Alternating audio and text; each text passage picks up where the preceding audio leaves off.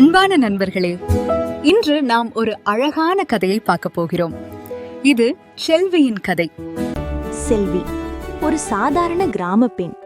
அவள் வாரந்தோறும் சந்தைக்கு சென்று தனது கையில் இருக்கும் 500 ரூபாயை எடுத்து செல்வாள்.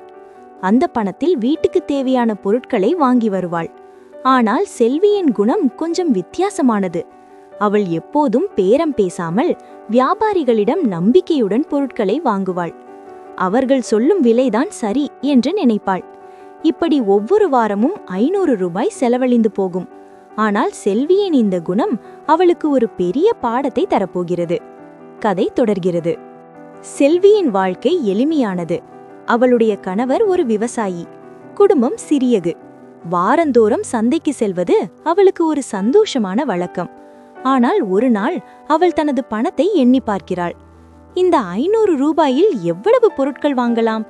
ஏன் எப்போதும் பணம் போதவில்லை போல் தோன்றுகிறது என்று யோசிக்கிறாள். அவளுடைய அண்டை வீட்டு அக்கா ஒரு நாள் அவளிடம் சொன்னாள், செல்வி, சந்தைக்கு போகும் முன்பு விலையை ஒப்பிட்டு பார். இப்போது செல்போனில் கூட ஆப் இருக்கு. ஆனால் செல்வி சிரித்துக்கொண்டே, எனக்கு அது தேவையில்லை அக்கா, நான் நம்பிக்கையில் வாங்குவேன் என்றாள். ஆனால் அந்த வார்த்தைகள் அவள் மனதில் தங்கிவிட்டன. இதோ சந்தைக்கு வந்துவிட்டாள் செல்வி. அண்ணா, இந்த தக்காளி கிலோ எவ்வளவு என்று கேட்கிறாள். 100 ரூபாய் அம்மா என்கிறான் வியாபாரி. அவள் பேரம் பேசாமல் வாங்குகிறாள். அடுத்து அரிசி, பருப்பு, எண்ணெய் எல்லாவற்றையும் வாங்கி 500 ரூபாயும் செலவாகிவிட்டது. வீடு திரும்பும்போது அவள் மனதில் ஒரு சிறிய ஏமாற்றம். இன்னும் கொஞ்சம் சேமிக்கலாமோ என்று நினைக்கிறாள். இப்படி பல வாரங்கள் சென்றன. செல்வியின் குணம் அவளை எளிமையாக வைத்திருந்தது. ஆனால் அது அவளுக்கு போதுமானதாக இல்லை.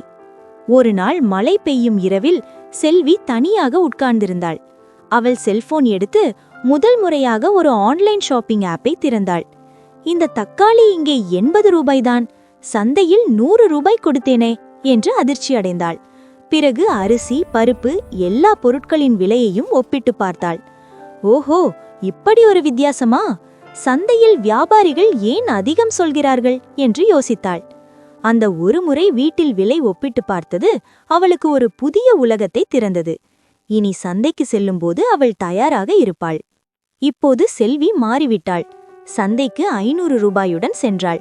ஆனால் இம்முறை தனது செல்போனில் விலை தகவல்களை வைத்திருந்தாள். அண்ணா, தக்காளி 100 ரூபாயா? ஆன்லைனில் 80 ரூபாய்தான், கொஞ்சம் குறைக்க முடியுமா என்று கேட்டாள். வியாபாரி ஆச்சரியமடைந்தான். ஆனால் 85 ரூபாய்க்கு கொடுத்தான். இப்படி ஒவ்வொரு பொருளுக்கும் பேரம் பேசி விலை குறைத்தாள். அந்த நாள் முடியும் போது அவளிடம் 150 ரூபாய் மிச்சம் இருந்தது. இது எப்படி சாத்தியம் என்று அவளே வியந்தாள். சேமித்த 150 ரூபாயை பார்த்து செல்வி சிரித்தாள். இதை என்ன செய்யலாம் என்று யோசித்தாள். அவளுடைய சிறிய மகள், அம்மா, எனக்கு ஒரு புத்தகம் வாங்கி தாரும் என்றாள். செல்வி சம்மதித்தாள். அந்த பணத்தில் ஒரு அழகான கதை புத்தகம் வாங்கினாள்.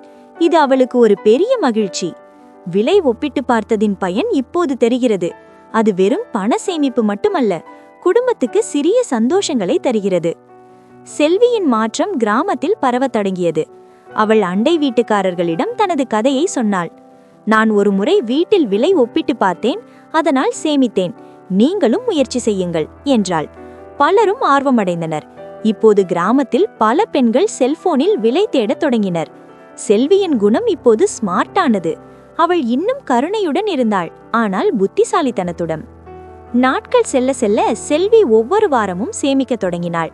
அந்த சேமிப்பில் அவள் ஒரு சிறிய தோட்டத்தை உருவாக்கினாள். வீட்டிலேயே காய்கறிகள் விளைவித்தாள். சந்தைக்கு குறைவாக செல்லலாம் என்று நினைத்தாள். விலை ஒப்பீட்டின் பயன் அவளை சுயசார்புடையவளாக மாற்றியது. இப்போது அவளிடம் 500 ரூபாய் இருந்தாலும் அது போதுமானதாக இருந்தது. ஒரு சிறப்பு நாளில் செல்வி தனது சேமித்த பணத்துடன் சந்தைக்கு சென்றாள்.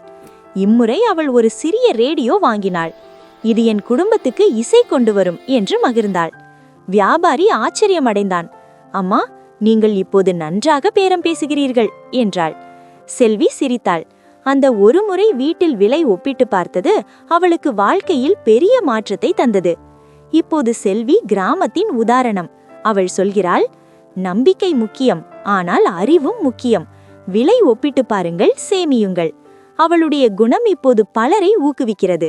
இந்த கதையின் மூலம் நாம் கற்றுக்கொள்ளும் பாடம், சிறிய மாற்றங்கள் பெரிய பயன்களை தரும். விலை ஒப்பீட்டின் சக்தி வாழ்க்கையை எளிதாக்கும். அன்பான நண்பர்களே, செல்வியின் கதை இங்கே முடிகிறது. ஆனால் இதன் பாடம் நம்முடன் தொடரும். ஒவ்வொரு வாரமும் 500 ரூபாய் எடுத்துச் சென்ற அவளின் குணம் இப்போது ஸ்மார்ட்டானது. வீட்டில் விலை ஒப்பிட்டு பார்த்ததின் பயன் அவளுக்கு சேமிப்பு, சந்தோஷம், சுயமரியாதை தந்தது. இந்த வீடியோவை லைக் செய்து சப்ஸ்கிரைப் செய்யுங்கள். அடுத்த கதையில் சந்திப்போம். நன்றி.